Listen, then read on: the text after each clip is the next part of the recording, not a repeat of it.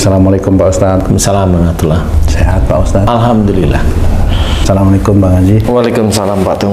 Sehat? Alhamdulillah. Nah sahabat beriman, Bang Ji, Pak Ustadz, saya sering mendengar Pak Ustadz itu kata-kata tentang hidayah dan karunia. Saya sendiri sebenarnya masih agak bingung gitu Pak Ustadz, antara hidayah dan karunia. Apakah, contoh nih Pak Ustadz, sakit itu apakah itu merupakan satu karunia atau satu hidayah, atau yang bagaimana sebenarnya ini Pak Ustadz? Ini mohon pencerahannya Pak Ustadz, agar dalam keseharian itu kami bisa juga yang mana yang harus disyukuri, yang mana yang harus dimohonkan ampun, antara yang mana namanya karunia dan hidayah. Ini mohon pencerahannya Pak Ustadz. Ya, sebelumnya Bismillahirrahmanirrahim. Antara hidayah dengan karunia itu sangat beda sebenarnya. Jadi kalau hidayah itu adalah seseorang yang melakukan suatu kebaikan karena Allah Ta'ala, itu hidayah. Seseorang yang bisa mengingat Allah Ta'ala, bisa mengingat Allah walaupun dia itu mengingatnya hanya 1 detik atau 2 detik, itu hidayah juga. Tapi memang hidayah itu kan bisa terbagi, hidayah yang hanya cuma 1 detik, 2 detik, 5 detik, atau hidayah yang memang bisa bermenit-menit, bisa berjam-jam, itu beda-beda. Jadi hidayah adalah sesuatu yang diberikan oleh Allah Ta'ala kepada seseorang karena seseorang itu mencoba untuk dekat kepada Allah Ta'ala. Itu kalau manusia biasa. Jadi kalau memang itu adalah seorang nabi atau rasul, ya terus mendapatkan hidayah terus. Jadi itu bedanya seperti itu. Kalau manusia biasa, dia akan memilih nanti kehidupannya. Jadi kalau nabi atau rasul, hidupnya itu diatur oleh Allah Ta'ala. Kalau Rasul Muhammad itu memang diatur, sehingga dimunculkan ayat-ayat Allah Ta'ala itu memang ada asbabun nuzulnya. Jadi memang ada sebabnya, dan sebab inilah yang memang nanti bisa diterapkan di kehidupan sehari-hari. Nah, itu hidayah yang diberikan oleh Allah Ta'ala. Salah satunya melalui Al-Quran tersebut. Nah, kalau manusia biasa banyak. Dia suatu ketika nggak pernah sholat umpamanya, kemudian suatu ketika dia 3 hari ini dia mendapatkan masalah yang berat, dia merenung dari mulai siang itu merenung, mencoba menyendiri, merenung aja, nggak ketemu masalah ini persoalannya apa. Kemudian suatu ketika ada azan, waktu azan, ada azan, ada suara azan terdengar. Kemudian dia mencoba, sebenarnya dia nggak kepingin karena mendengar azan itu sudah terbiasa menurut dia, cuma karena memang dia nggak pernah dekat sama Allah Ta'ala. Suatu ketika karena dia merenung itu kan, ya dia dengerin otomatis azan itu, dengerin. Nah, di titik itu bisa aja dalam waktu 1 detik, 2 detik itu dia ingat bahwa wadah Allah ya, gitu. Nah, di titik itulah petunjuk itu dimunculkan oleh Allah Ta'ala kepada orang itu melalui azan. Nah, kenapa orang itu bisa dapat hidayah?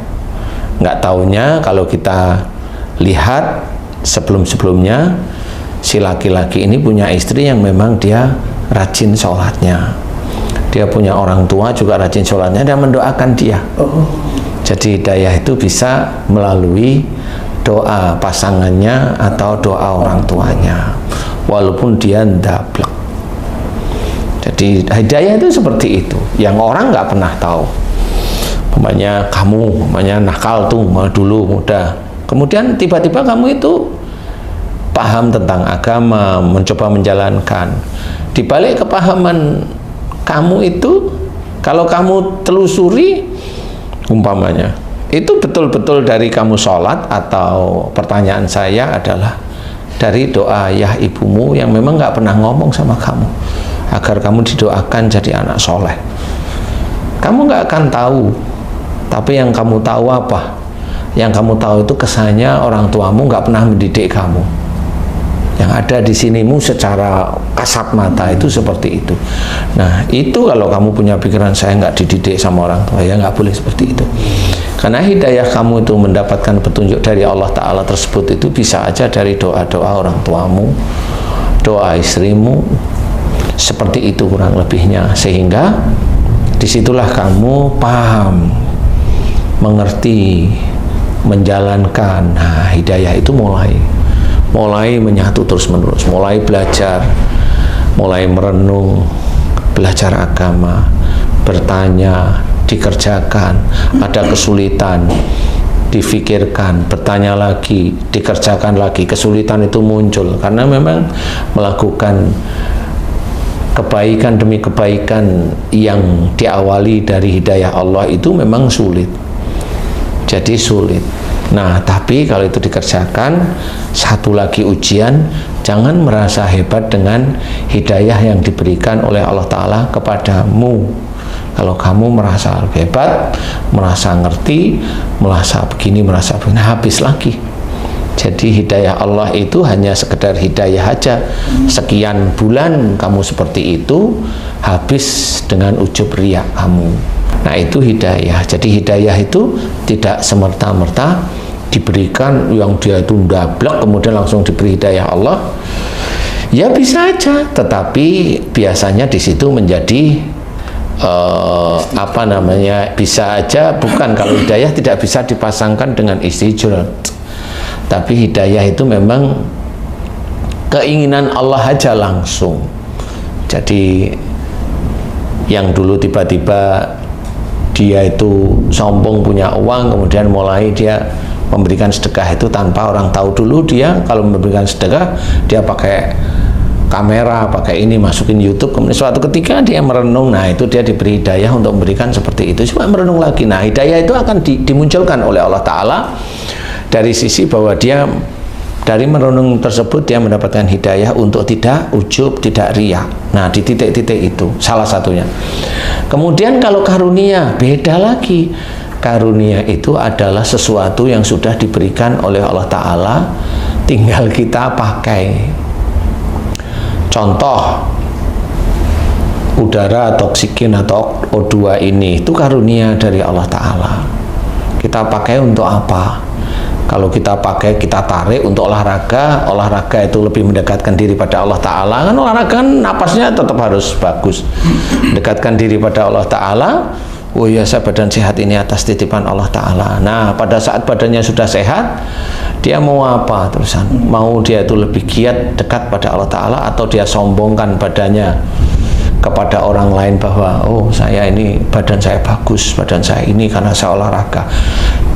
Tergantung itu. Jadi karunia itu dari Allah Ta'ala mau dipergunakan untuk apa bagi manusia itu tergantung manusianya. Nah kalau dia hanya cuma begitu-begitu aja, dia nggak akan sampai. Jadi karunia yang dia hirup dari sisi udara itu nggak ada manfaatnya sama sekali untuk akhiratnya kelak. Itu dari karunia. Kemudian karunia itu apa? Karunia itu ya mata, ya telinga, ya otak, ya mulut, ya tangan, ya kaki, jantung yang bisa bergerak tanpa kita setir, paru-paru yang bisa kembang kempis yang tanpa kita setir,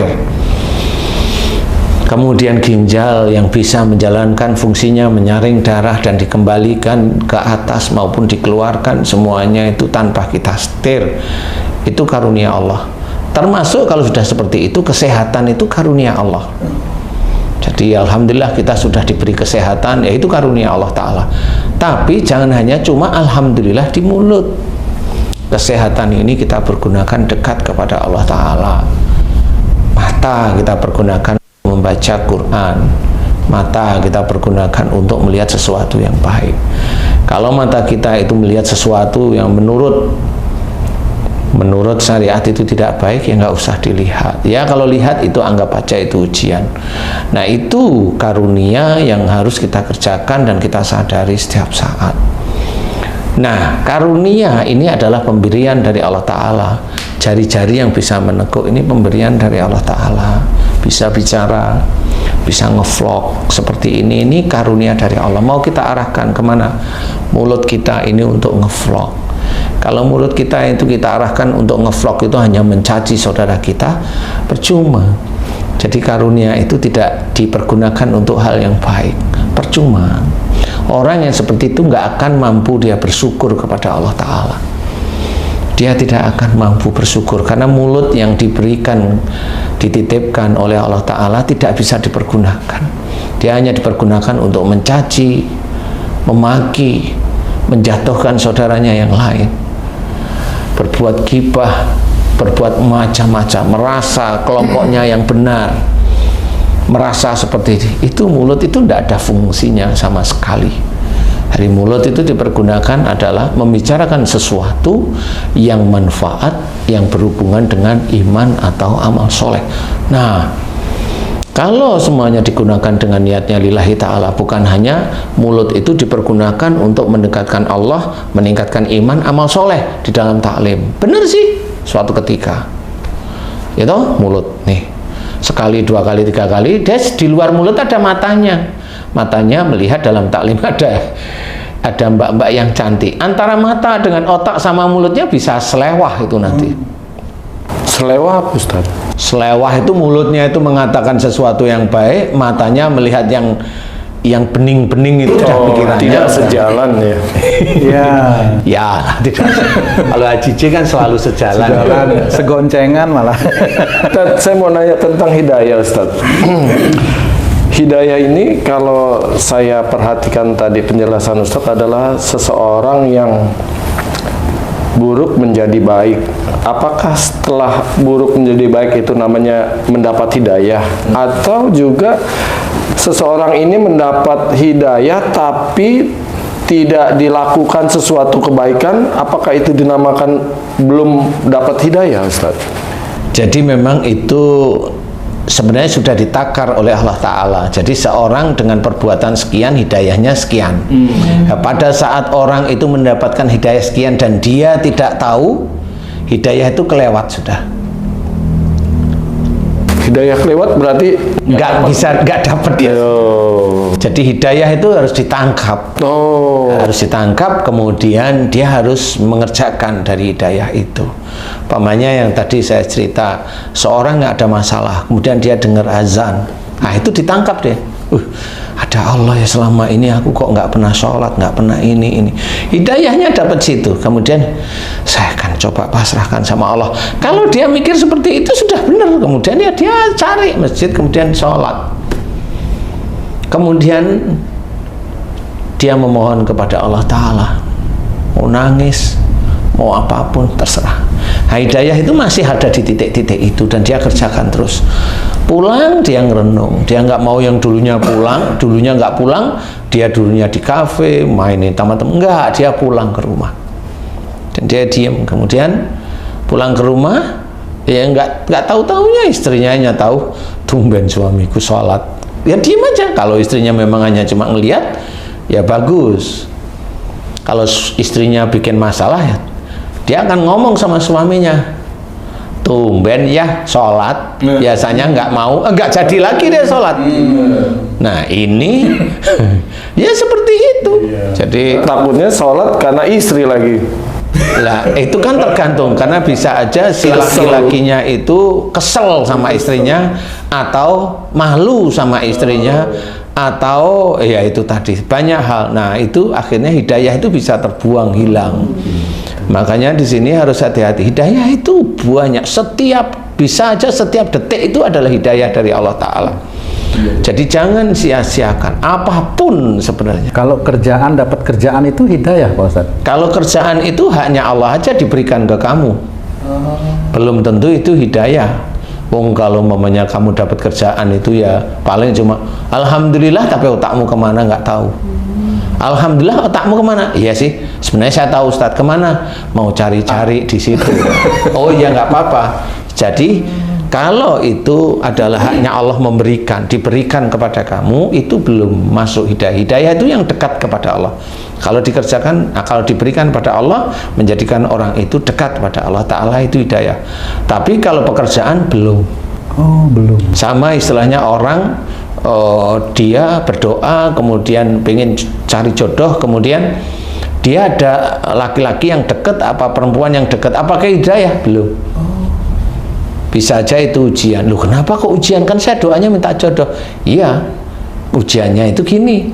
Persoalannya dulu kamu tidak mendapatkan jodoh atau sulit mendapatkan jodoh, kamu sering jengkel sama orang tua atau marah sama orang tua enggak? Oh iya, sering. Nah, itu diuji. Bisa aja kamu dekat dengan wanita atau dekat dengan laki-laki itu, kamu akan lihat nanti. Lihat aja. Nah, itu bisa aja memang ujian dari Allah Ta'ala karena perbuatan dia. Jadi hidayah itu adalah sesuatu yang bisa mendekatkan kita itu kepada Allah Ta'ala, sebenarnya ke sana. Ya, jadi kayak Haji J tadi harus difahami ya, agak lebih jeli dikit gitu aja sih ya. Terima kasih banyak Pak Ustadz. Sahabat beriman, para pemirsa dimanapun berada, demikian tadi bincang-bincang kami dengan guru kita Pak Ustadz Danu. Mudah-mudahan kita senantiasa bisa bersyukur atas karunia yang telah diberikan Allah kepada kita, dan kita pergunakan karunia ini di jalan Allah untuk menjadi amal soleh bagi kita masing-masing. Apabila ada perkataan kami yang kurang berkenan, kami mohon maaf. Wassalamualaikum warahmatullahi wabarakatuh. Waalaikumsalam warahmatullahi wabarakatuh.